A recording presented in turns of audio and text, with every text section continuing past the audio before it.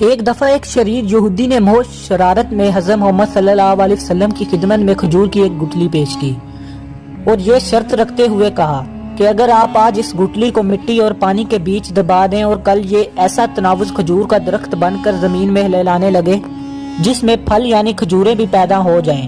تو میں آپ کی تعلیمات پر ایمان لے آؤں گا، گویا مسلمان ہو جاؤں گا۔ رسول صلی اللہ علیہ وسلم نے اس کی یہ شرط تسلیم کی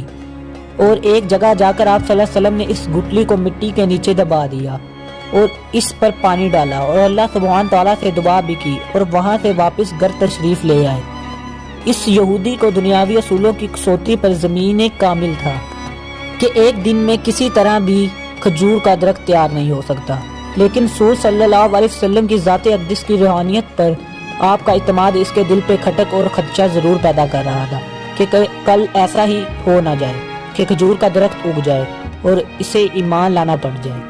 اسے اپنے وسوسوں کو دور کرنے کے لیے دنیاوی اصولوں کی مدد کی اور شام کو اس مقام پر جا کر کھجور کی گٹلی نکال لی اور وہ خوش واپس آ گیا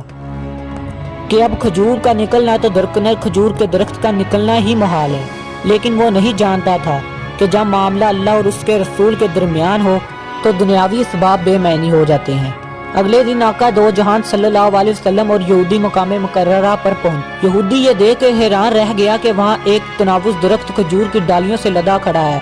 اس یہودی نے جب اس کی کھجور کو دیکھا تو اس کی گٹلی نہیں تھی، تو اس کے منہ سے بے اختیار نکلا، اس کی گٹلی کہاں ہے؟ اس موقع پر رسول اکرم صلی اللہ علیہ وسلم نے ارشاد فرمایا، گٹلی تو تم نے کل شام ہی نکالی تھی، اس لیے گٹلی تو نہیں ہے، البتہ تمہاری خواہش کے مطابق کھجور کا درخت اور کھجور موجود ہے۔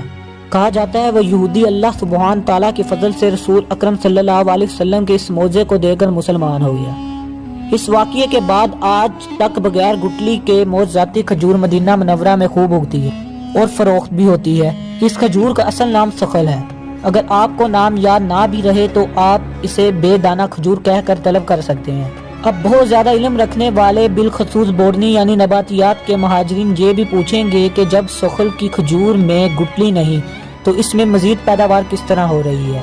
کہا جاتا ہے کہ اس کے سوکھے پتے مٹی میں دس کر نئے پودوں کی بنیاد بن جاتے ہیں۔ سبحان اللہ۔ تو دوستو، امید ہے آپ کو یہ ویڈیو پسند آئی ہوگی۔ ایک مرتبہ حضور مکرم صلی اللہ علیہ وسلم کی خدمت میں درود شریف بھیج کر اس ویڈیو کو لازمی شیئر کریں اور ہمارے چینل زین اسٹوڈیو کو لازمی سبسکرائب کریں تاکہ میں جو بھی ایسی ویڈیو بناؤں وہ آپ تک پہنچ سکے۔